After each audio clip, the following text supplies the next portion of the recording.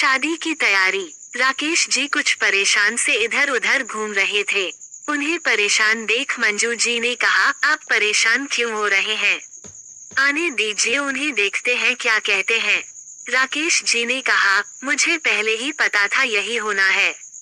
15 दिन शादी के लिए रह गए हैं, कुछ समझ नहीं आ रहा। अरे तुम संध्या से पूछो, अमित से कोई बात हुई है क्या? मंजू जी ने संध्या को आवाज लगाई।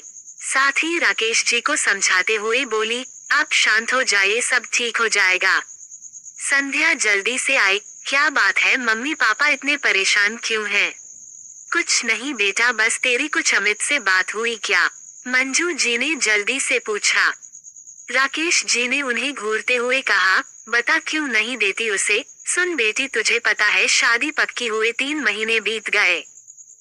उस समय तेरे होने वाले सास, ससुर और अमित से हमने साफ साफ पूछा था कि आपकी कोई डिमांड तो नहीं है।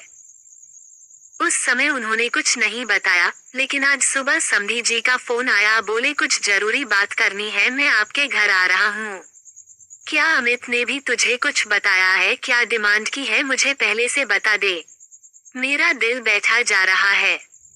संध्या ने कहा, नहीं पापा, अमित से इस बारे में कोई बात नहीं हुई है, और हाँ, अगर वो ज्यादा डिमांड करे तो आप रिश्ता तोड़ देना। राकेश जी बोले, आजकल लोग खुलकर कुछ नहीं बोलते, जब रिश्ता पक्का हो जाता है, जब अपना मुंह फाड़ते हैं। मुझे तो कुछ समझ नहीं आ रहा। 15 दिन रह गए शादी में, कार्ड बच चुके हैं। इसी मौके का फायदा उठाते हैं लड़के वाले।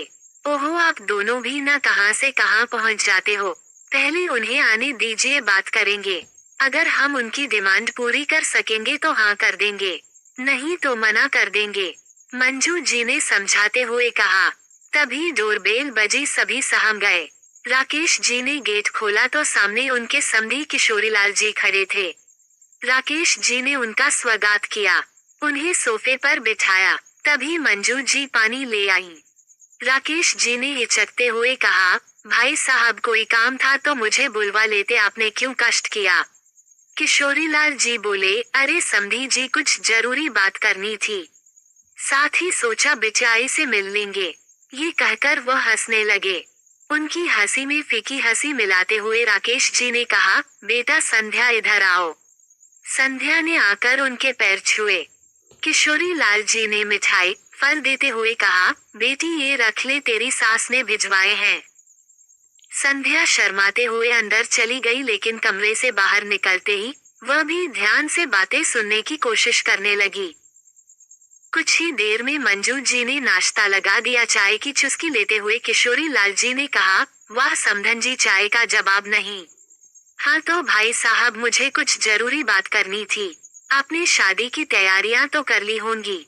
राकेश जी का सब्र का बांध टूट गया। वो बोले, जी भाई साहब, सब तैयारियां हो गई हैं, कार्ड भी बच गए हैं। आप कुछ और चाहते हैं तो बताइए। किशोरीलाल जी ने हंसते हुए कहा, हाँ भाई, डिमांड तो है, इसीलिए मुझे आना पड़ा। ये सुनते ही सबके चेहरे का रंग सफेद पड़ गया। राकेश जी ने हिम्मत बटोरते हुए कहा, जी बताइए।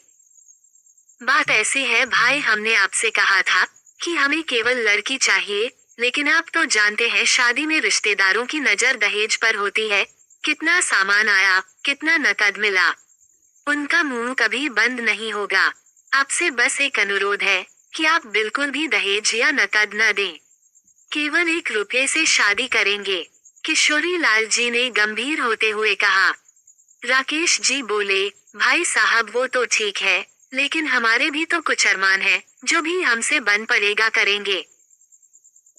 किशोरीलाल जी ने कहा, आप अपनी बेटी दे रहे हैं, मैं उन सभी रिश्तेदारों, चाहे वो आपकी तरफ के हों या मेरी तरफ के, उन्हें ये संदेश देना चाहता हूँ कि बिना दहेज के भी शादी हो सकती है। रही बात आपकी, तो आप ये पैसा अपने बुढ़ापे के लिए संभाल कर रखिए।